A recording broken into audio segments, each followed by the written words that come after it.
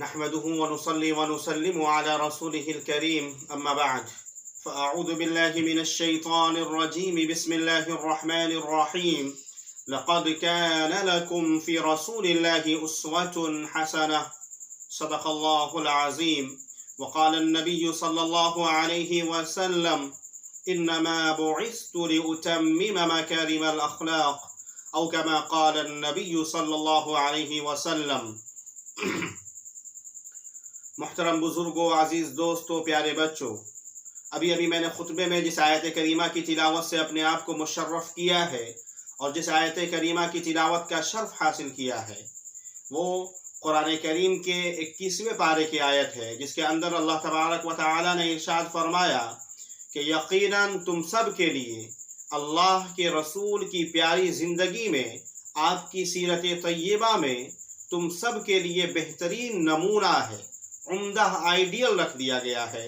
अगर तुम्हें देखना है कि किसकी ज़िंदगी के मुताबिक मैं अपनी ज़िंदगी गुजारूं और किसकी ज़िंदगी के मुताबिक अपनी ज़िंदगी गुजारूंगा तो कामयाब हो जाऊंगा, तो अल्लाह ताला ने उसके लिए अपने प्यारे हबीब जनाब मुहम्मदुर रसूलुल्लाह सल्लल्लाहु अलैहि वसल्लम को अपना आइडियल और नमूना बनाकर इस दुनिया में भेजा कि तुम इनकी ज़िंदगी देख लो। ये दुनिया में सबसे ज़्यादा कामयाब ज़िंदगी इनकी है कि इतनी कामयाब ज़िंदगी है कि अपने तो अपने गैर भी आपकी तारीफ़ किए बगैर नहीं रह सकता है। जैसा कि एक मरतबा अल्लाह के रसूल सल्लल्लाहु अलैहि वसल्लम के बारे में खाना काबा के छत के नीचे अबू जहल से किसी ने पूछा था कि ऐ अबू जहल, ये तो बता कि इस मक्के के अंदर क्या हालात हैं। तुम देखते हो कि एक तरफ आमिना का लाल है और एक तरफ के सरदार तुम हो। एक ही घर के एक बच्चा आमिना के लाल मोहम्मद की तरफ है और उसी घर का दूसरा बच्चा तुम्हारी तरफ है। एक भाई मोहम्मद की तरफ है, दूसरा भाई तुम्हारी तरफ है, भतीजा मोहम्मद की तरफ है और चचा तुम्हारी तरफ है। घर घर में लड़ाई छिड़ गई है। कुछ लोग तुम्हारी तरफ हैं, कुछ लोग आमिना की लाल की तरफ हैं। आखिर ये बताओ कि जिस मोहम्मद के पीछे कुछ लोग जा रहे हैं और जिनकी वजह से घर घर में लड़ाई छिड़ गई है, ये बता ए अबू जहल कि वो मोहम्मद तुम्हारी निगाह में कैसा है, क्या शख्स है वो, उसकी क्या ज़ात है, वो कैसा बंदा है। तो कुर्बान जाइए वो अबू जहल जो इस उम्मत का फ़िरौन कहा गया है। अल्लाह के रसूल ने कहा था फ़िरऔन हाज़िहिल उम्मा, कि इस उम्मत का फ़िरौन है वो। इतना बड़ा अबू जहल, इतना बड़ा बेवकूफ़, इतना बड़ा कि जिसके सामने बिल्कुल 14वीं के चांद की तरह और रोशन सूरज की तरह जो है, जिसके सामने इस्लाम की हक्कानियत और सच्चाई और अल्लाह के रसूल का रसूल होना वाज़े हो गया था, फिर भी उसने इस्लाम को कबूल नहीं किया।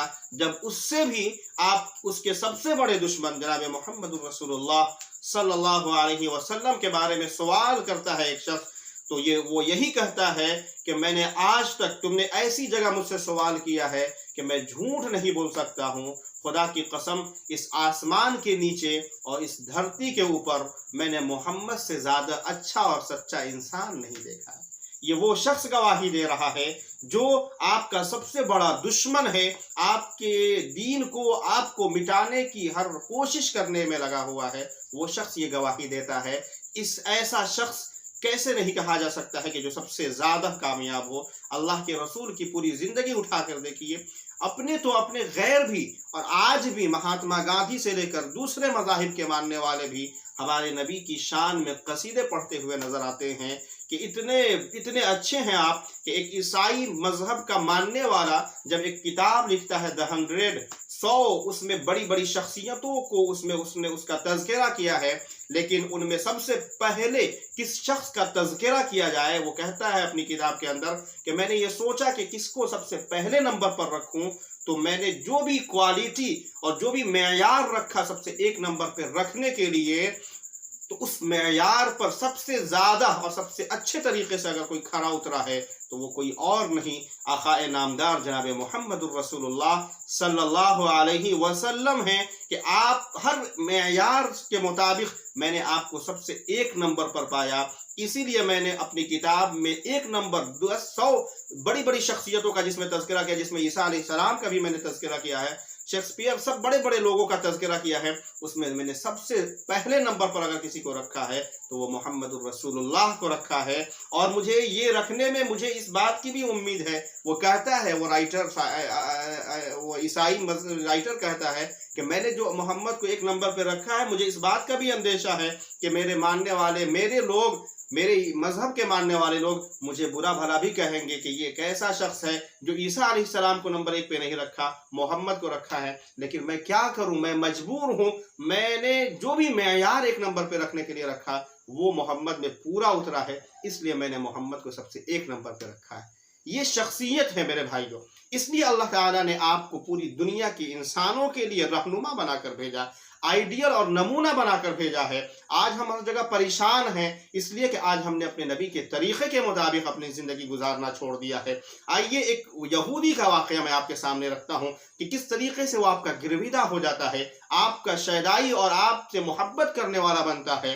जब वो आपके यहाँ आता है, आपसे मुलाकात होती है उसकी, तो आकर कहता है कि ए मोहम्मद, मैं आपके घर मेहमान बनने के लिए आया हूँ। और आने का अंदाज निराला है, हाथ में नंगी तलवार लिए हुआ है, न आता है तो न सलाम करता है, न कोई बात करता है, और धड़ल्ले से कहता है कि मैं आपके घर मेहमान रहने वाला हूँ, क्या आप मेरे को अपने घर मेहमान रखेंगे। आप सल्लल्लाहु अलैहि वसल्लम फौरन तैयार हो जाते हैं और उसको अपने घर मेहमान बना लेते हैं। घर में जितना खाना रखा हुआ है, खाना बना हुआ है, वो सब लाकर दस्तरखान पे लगा देते हैं और उस यहूदी मेहमान से कहते हैं कि आप खाना तनावुल फरमाए। वो यहूदी न आपकी किसी सुन्नत का एहतराम करता है, कुछ रोटी खाता है, कुछ गिराता है, और इस तरीके से घर का माहज़र खाना जो कुछ बना था वो सब जानबूझकर इस नीयत से खा जाता है ताकि मोहम्मद परेशान हो। और वो ये जांचना चाहता है कि जिस मोहम्मद के बारे में मैंने पढ़ा है तौरात और इंजील में, मेरे को मालूम हुआ है कि वो आखिरी नबी होंगे, और वो मोहम्मद अगर आखिरी नबी होंगे तो उनके अखलाक बहुत बुलंद होंगे। लाओ मैं ज़रा जांच लूँ कि क्या ये वही मोहम्मद हैं जिनके बारे में मैंने पढ़ा है। इसलिए आपको परेशान करने के लिए घर का सारा खाना खाने के बाद भी बेचैन रहता है और सुकून नहीं मिलता है, और सोचता है कि हो सकता है कि इतना अखलाक तो बहुत सारे लोगों के अच्छे होते हैं कि खाना सब मिल जाए फिर भी खा लिया जाए तो वो कुछ मेहमान बुरा ना समझे, इसलिए इनको और आजमाया जाए। लिहाजा कहता है अब मोहम्मद सल्लल्लाहु अलैहि वसल्लम से कि ए मोहम्मद, मैंने खाना खा लिया है, रात हो चुकी है, अब मेरे लिए बिस्तर लगाओ। कुर्बान जाइए, आपके कितना बड़ा दिल है आपका। घर में सारा खाना वो खा चुका है, उसके बाद आपके घर में बस एक ही चटाई है जिस पर आप आराम फरमाते हैं, एक ही बिस्तर है जो पाक है, जिस पर अल्लाह की तरफ से वही भी नाजिल होती है। उसी बिस्तर पर आपकी अल्लाह की तरफ से वही नाजिल होती है जो कि पाक है वो बिस्तर। और वो यहूदी काफिर है, नापाक है, लेकिन कुर्बान जाइए आप अपना बिस्तर उस यहूदी के सामने पेश करते हैं और फरमाते हैं कि आप इस पर आराम कीजिए, और आप खुद जो है इबादत के लिए, रात गुजारी के लिए, शब बेदारी के लिए, अपनी उम्मत की मग़फ़िरत की दुआ करने के लिए आप जो है मस्जिद तशरीफ़ ले जाते हैं और इबादत में लग जाते हैं। इधर वो यहूदी दिल ही दिल में सोचता है कि कितना अच्छा अखलाक है इस बंदे का कि जिसने खाना भी सारा दे दिया, बिस्तर भी अपना दे दिया, खुद जो है जग रहा है, बेदार है, उसके बावजूद फिर दिल में सोचता है कि अगर ये वही मोहम्मद होंगे तो इनका अखलाक और भी आला होना चाहिए, लिहाजा मुझे और इनको परेशान करके देखना चाहिए और आजमाना चाहिए। चुनांचे ये सोचकर वो ये करता है कि कहता है कि सिर्फ बिस्तर से काम नहीं बनेगा, मैं ज़्यादा परेशान करने के लिए कुछ मुझे और करना चाहिए। चुनांचे ये सोचकर वो रात में ज़्यादा तो खा ही लिया था, अब उस बिस्तर के ऊपर जो कुछ खाया हुआ था सारी गिराजत और नजासत उस बिस्तर पर कर देता है, पेशाब पैखाना से उस बिस्तर को वो भर देता है। लेकिन ये गलती तो कर जाता है, लेकिन जब गलती हो जाती है तो फिर उसको एहसास होता है कि हो सकता है कि यही आखिरी नबी हो और इनका अखलाक बहुत बुलंद हो, जिसकी वजह से ये तो मुझे कुछ नहीं कहेंगे, कुछ नहीं बोलेंगे, लेकिन इनके जो मानने वाले हैं, इनके जो सहाबा हैं, इनके जो साथी हैं, इनके आसपास रहने वाले लोग मुझे नहीं छोड़ेंगे। ख़ास तौर से हज़रत उमर के बारे में उसने सुन रखा था कि वो तो तलवार से ही बात करते हैं, इसलिए अगर ये बात, मेरी ये बात कि मैंने बिस्तर को गंदा कर दिया है, ये बात अगर उमर को मालूम हो गई तो फिर वो मेरे को छोड़ेंगे नहीं। हो सकता है कि ये आखिरी नबी हो जिसकी वजह से ये तो मेरे को कुछ नहीं बोलेंगे, मुझे इत्मीनान है कि आखिरी नबी अगर होंगे तो उनका अखलाक बिल्कुल बुलंद होगा, ऐसी बातों से भी वो जो है बुरा नहीं मानेंगे। लेकिन अगर उमर को मालूम हो गया, दूसरे इनके साथियों को मालूम हो गया, तो वो मुझे परेशान करेंगे, मुझे छोड़ेंगे नहीं। इसलिए वो रात ही में इरादा बनाता है वो यहूदी कि मुझे यहाँ से निकल जाना चाहिए, वरना सुबह होगी और इनके साथियों को मालूम हो जाएगी ये बात, तो मेरे को नहीं छोड़ेंगे। चुनांचे वो जल्दी से रूम से निकलता है और उसके बाद जो है अपनी मंजिल की तरफ आगे बढ़ने लगता है। इतने में अल्लाह के रसूल सल्लल्लाहु अलैहि वसल्लम इबादत से फारिग होकर ये चाहते हैं कि चलो मैं ज़रा देख लूँ कि मेरा मेहमान कैसा है, उसे कोई तकलीफ़ तो नहीं है, कोई परेशानी तो नहीं है, किसी चीज़ की उसको हाजत और ज़रूरत तो नहीं है। इस गर्ज से अल्लाह के रसूल सल्लल्लाहु अलैहि वसल्लम अपने हुजरे में तशरीफ़ लाते हैं, तो क्या देखते हैं कि बिस्तर खाली है और उस बिस्तर पर गिलाज़त और नजासत पड़ी हुई है और रूम में कोई बंदा नहीं है। लिहाजा आप तलाश करने लगते हैं, अपने मेहमान को ढूंढने लगते हैं, कभी इधर देखते हैं, कभी उधर देखते हैं और दिल ही दिल में परेशान होते हैं, बेचैन हो जाते हैं कि ओहो मैंने अपने मेहमान को तकलीफ दी, मैं उससे मिलूंगा तो मैं उससे माजरत करूंगा कि मैंने आपका ख्याल नहीं रखा। आप देखिए कितना बड़ा अखलाक है आपका, कितना बुलंद आपका अखलाक है, कितना बड़ा दिल है कि वो आपको जानबूझकर परेशान कर रहा है। लेकिन आप इसलिए परेशान है, ये नहीं कि बिस्तर नापाक है, बिस्तर पर गंदगी है इसलिए परेशान हो रहे हैं, इसलिए परेशान नहीं हो रहे, बल्कि ये सोचकर परेशान हो रहे हैं कि मैंने अपने मेहमान की अच्छी तरह खिदमत नहीं की, मैंने उसका हक अदा नहीं किया, मैंने उसके बारे में उसकी खबरगिरी नहीं की, उसका हाल दरियाफ्त नहीं किया। ये सोच सोचकर आप परेशान हो रहे हैं। चारों तरफ देख लेते हैं, जब मेहमान कहीं नजर नहीं आता है तो आप वापस अपने उसी हुजरे में तशरीफ लाते हैं, बिस्तर को उठाते हैं और ले जाकर उसको उस दस्ते मुबारक से, उस पाक हाथ से उस गंदगी को, उस गिलाजत को जो उस यहूदी ने उसके ऊपर फैला रखा था, उसको साफ करते हैं। कुर्बान जाइए, दोनों जहां के सरदार हैं, जिनके सदक़े में अल्लाह ने ये दुनिया बनाया। इतना बड़ा मकाम है इस आपका कि अल्लाह के बाद सबसे बड़े आप हैं। अल्लाह अकबर, इतने बड़े नबी, सारे नबियों के इमाम, सारे नबियों के सरदार, सबसे आला आप हैं, सबसे बुलंद आप हैं। इतने बड़े नबी होने के बावजूद भी अपने अपने हाथ से उस गंदे और उस गंदगी को, उस निजासत को साफ कर रहे हैं। आप अंदाजा लगाइए, और आपको कोई परेशानी नहीं है। यहाँ तक कि हजरत बिलाल भी तशरीफ लाते हैं जो आपके खादिम हैं और आकर अर्ज करते हैं कि अल्लाह के रसूल अगर आप इजाजत दें तो ये आप मत साफ कीजिए, आप क्यों साफ कर रहे हैं, आपका खादिम हाजिर है, आप मुझे कहें मैं इसको साफ कर दूंगा, आप तशरीफ रखें, आराम करें। अल्लाह के रसूल क्या प्यारा जवाब देते हैं कि ए बिलाल, मेहमान तुम्हारा नहीं था, मेहमान मेरा था, इसलिए मेरा हक बनता है कि मैं इसको साफ करूं। कल क़यामत के दिन अगर अल्लाह ने मुझसे पूछा तो मुझसे सवाल करेगा, तुमसे सवाल नहीं करेगा। इसलिए ऐसा हरगिज मत करो, तुम नहीं साफ करोगे, मैं इसको साफ करूंगा। कुर्बान जाइए, आज थोड़ी सी कोई चौधराहट किसी को मिल जाए, किसी गांव का उप मुखिया और मुखिया बन जाए कोई शख्स, तो क्या मजाल कि उससे कोई खिदमत करा दे। अगर किसी ने अनजाने में किसी से कह दिया, किसी मुखिया से, किसी प्रधान से, किसी बड़े ओहदे छोटे वाले ओहदेदार से कि जरा मेरी खिदमत कर दीजिए, जरा मेरी मदद कर दीजिए, तो वो देखिए किस तरीके से वो परेशान हो जाएगा और दिल ही दिल में सोचेगा कि क्या बस बात कर रहा है ये बंदा मेरे से, ये मेरे को कह रहा है कि ये सामान मेरे सर पर उठा कर रख दीजिए। इसको मालूम नहीं है कि मैं इस गांव का प्रधान हूं, इसको मालूम नहीं है कि मैं इस गांव का मुखिया हूं, ये मेरी शान में गुस्ताखी कर रहा है। ये तो हमारा अखलाक बन गया है कि छोटा सा कोई गरीब बंदा, कोई छोटा सा ज़ईफ बंदा, कोई कमज़ोर बंदा हमसे मदद मांगने लगे, हम ट्रेन में सफ़र कर रहे हों और हमारे सामने बूढ़ी औरत और बूढ़ा मर्द जो है खड़ा रहता है और हम नौजवान होकर हमारे बाजुओं में, हमारे पैरों में ताकत होने के बावजूद क्या मजाल कि हम उस सीट से उठकर अलग हो जाएं और उस बूढ़े माँ बाप से, उस बूढ़े बंदे से, उस बूढ़ी औरत से दरख्वास्त करें कि अम्मी जान आप तशरीफ़ रखें। ऐसा हम नहीं करते हैं, बल्कि हम फैल कर बैठ जाते हैं कि कहीं ये बूढ़ा शख्स यहाँ बैठ न जाए। ये तो हमारा अखलाक हो गया है मेरे अल्लाह के रसूल। कुर्बान जाइए, आप कोई बेइज्जती महसूस नहीं कर रहे हैं। उस नापाक कपड़े को और बिस्तर को धुलने में आप फख्र महसूस करते हुए कह रहे हैं कि मेरा मेहमान था, इसलिए खिदमत का हक मेरा है। याद कीजिए उस वाक़े को, उस बुढ़िया का जो वाक़या, जो अल्लाह के रसूल का नाम सुनकर के मोहम्मद एक शख्स रहता है, उसके कानों में, उसके ज़हन व दिमाग में जब भरा गया था कि एक शख्स है इस गांव के अंदर रहता है जो जिसका नाम मोहम्मद है, बहुत बड़ा जादूगर है, बहुत बड़ा शायर है, तुम उससे मत मिलना, अगर तुम उससे मिल गई तो तुम्हारा धर्म, तुमको अपने धर्म को छोड़ना पड़ेगा, मजहब को छोड़ना पड़ेगा, इतना बड़ा जादूगर है वो शख्स। जब वो ये सुनती है तो हर एक शख्स को अपना धर्म प्यारा होता है। ये सुनकर वो मक्का छोड़कर जा रही होती है। रास्ते में आप सल्लल्लाहु अलैहि वसल्लम से मुलाकात हो जाती है और आप सल्लल्लाहु अलैहि वसल्लम उसका सारा सामान अपने सर पर लाद कर ले जाते हैं।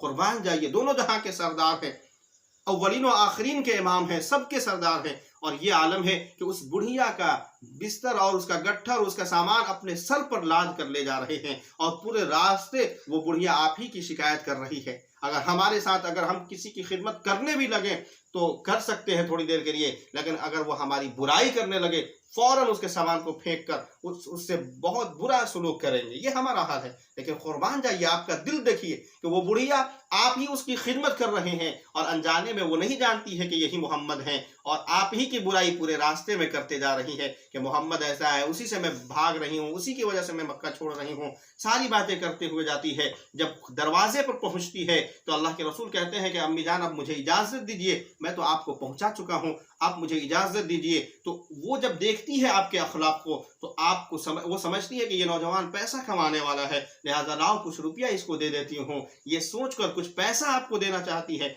आप मना कर देते हैं और कहते हैं कि अम्मी जान आप तो मेरी माँ की उम्र की हैं, मैं जवान बंदा हूँ, क्या मैं इतनी भी खिदमत आपकी नहीं कर सकता हूँ। जब ये वो सुनती है तो बिल्कुल परेशान हो जाती है कि कितना आला अखलाक आपका है, कितने अच्छे इंसान हैं, लिहाजा आपने मेरे ऊपर एहसान किया है, इसलिए मैं आपको भी एक नसीहत करती हूँ। और वो नसीहत ये करती है कि ए मोहम्मद, ए शख्स, याद रखना मक्का में एक शख्स रहने वाला है जिसका नाम मोहम्मद है, कभी भी तुम उससे भी नहीं मिलना, तुम भी उससे नहीं मिलना। जिस मोहम्मद की शिकायत में कर रही थी तुमको भी नसीहत करती हूँ, उस मोहम्मद से कभी मुलाकात मत करना, वरना तुम्हें भी अपना धर्म छोड़ना पड़ता है।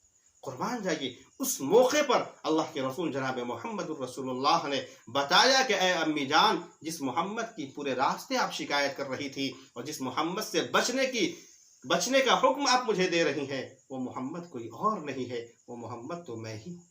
जब आपने ये बात कही है, उस बुढ़िया के पैरों तले से जमीन खिसक जाती है, आंसू से भर जाती है उसकी आंखें और कहती है कि इतना प्यारा आपका अखलाक है, कैसे वो लोग थे जिन्होंने कहा कि मोहम्मद की वजह से तुम ये मक्का छोड़ दो, आप जैसा तो इंसान मैंने नहीं देखा है इस दुनिया में।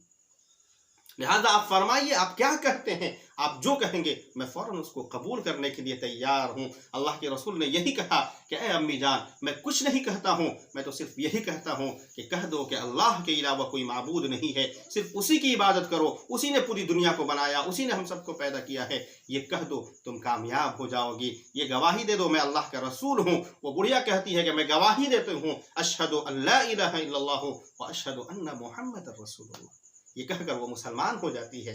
आज पूरी दुनिया भी हमारे खिलाफ जहर उगल रही है, सारी मीडिया हमारे खिलाफ बोलती है कि मुसलमान ऐसे हैं, मुसलमान वैसे हैं, जैसे उस बुढ़िया के जहन दिमाग में ये जहर घोला गया था कि मोहम्मद ऐसा है वैसा है। लेकिन उसी मोहम्मद ने, कुर्बान जाइए, अपने अखलाक से उस बुढ़िया को अपना दीवाना बना दिया। ऐ मुसलमानों, मैं आपसे भी दरख्वास्त करता हूँ कि जिस तरीके से हमारे खिलाफ मीडिया वाले, दूसरे दुनिया वाले जहर घोल रहे हैं, लोगों के जहनों में खराबियाँ डाल रहे हैं कि मुसलमान ऐसे होते हैं, आप अपने अखलाक को बुलंद कीजिए, अपने नबी के तरीक़े के मुताबिक जैसे आपका अखलाक बुलंद था वैसे ही अपने अखलाक को पेश कीजिए। दुनिया आज भी आपको कबूल करने के लिए तैयार हो जाएगी, दुनिया आज भी इस्लाम को कबूल करने के लिए तैयार हो जाएगी। कुर्बान जाइए, मैं ये अर्ज़ कर रहा था कि अल्लाह के रसूल इतने बड़े मकाम के बावजूद अपने हाथ से उस बिस्तर को पाक कर रहे हैं, साफ करते जा रहे हैं। इतने में वो यहूदी जो बहुत आगे जा चुका था, अचानक उसको याद आता है कि मेरी वो तलवार जो बहुत कीमती तलवार थी वो तो मैं मोहम्मद ही के घर में छोड़ आया हूँ, भूल गया हूँ। अब वो कश्मकश में पड़ जाता है कि मैं क्या करूँ, जाऊँ वापस उस तलवार को ले आऊँ या फिर ये कि मैं वापस यहीं से आगे बढ़ूँ, अपने सफ़र को तय करूं। बहुत परेशान हो जाता है, ये भी सोचता है कि अगर वापस जाता हूं तो हो सकता है कि मोहम्मद के साथी बेदार हो चुके हों और मुझे बहुत मारेंगे। और फिर ये भी सोचता है कि इतनी कीमती तलवार थी, छोड़कर जाना भी उसको गवारा नहीं हो रहा था। इसी कश्मकश में सोचते हुए ये तय करता है, ये फैसला करता है कि नहीं, मुझे वापस जाना चाहिए, इस हो सकता है कि वो लोग अभी जगे ना हों और मैं फ़ौरन जाकर उस तलवार को लेकर फिर वापस आ जाऊँ, ये सोच कर वो आगे बढ़ता है। लेकिन उसे मालूम नहीं था कि जिसको अल्लाह हिदायत देना चाहता है, उसके लिए रास्ते भी हमवार कर देता है। चुनांचे वो वापस आता है, तेज़-तेज़ कदमों से आता है। इधर सारे सहाबा जग चुके हैं, सारे सहाबा बेदार हैं, अल्लाह के रसूल अपने हाथ से उस बिस्तर को पाक कर रहे हैं। इतने में वो भी शख्स आ जाता है, अल्लाह के रसूल की नज़र पड़ती है उस यहूदी मेहमान पर। आप फ़ौरन बिस्तर को छोड़ते हैं, उसके पास जाते हैं, उससे माज़रत करते हैं। कितना बुलंद अखलाक है। आज हमारी जो बेइज्जती हो रही है, आज जो हम ज़लील और रुस्वा हो रहे हैं, उसकी बहुत बड़ी वजह ये है कि आज हमने इसी अखलाक को छोड़ दिया है। मेरे भाइयों मुसलमानों, अगर कामयाब होना चाहते हो कि दुनिया तुम्हारी कदम चूमे, तुम्हारी इज्जत हो, तुम्हारी पहचान हो, तुम्हारी शनाख्त हो, इसी अखलाक को पकड़ना पड़ेगा कि अल्लाह के रसूल उसके पास जाकर माज़रत कर रहे हैं कि आप मेरे से गलती हो गई, मैंने आपकी खबर नहीं ली, आपके बारे में पूछा नहीं, आपको मैंने बहुत तकलीफ दी है, मेरे मेहमान आप कहाँ चले गए थे, आपको बताना चाहिए मुझे, मैं बहुत माजरत चाहता हूँ। अल्लाह अकबर, कुर्बान जाइए। वो ये समझ जाता है कि ये वही नबी हैं जिनके बारे में मैं पढ़ता आ रहा हूँ, इसीलिए इनका अखलाक इतना बुलंद है। चुनांचे वो अर्ज़ करता है कि मोहम्मद, मैंने आपको बहुत परेशान किया, बहुत तकलीफ दी, बहुत अजियत दी, अब मुझे माफ़ कर दीजिए और बिस्तर को बाद में पाक करिएगा, पहले मेरे को कलिमा पढ़ाकर पाक कर दीजिए और साफ़ कर दीजिए। कुर्बान जाइए, वो ये गवाही देने लगता है कि अशहदु अल्ला इलाहा इल्लल्लाहु व अशहदु अन्ना मुहम्मदुर रसूलुल्लाह,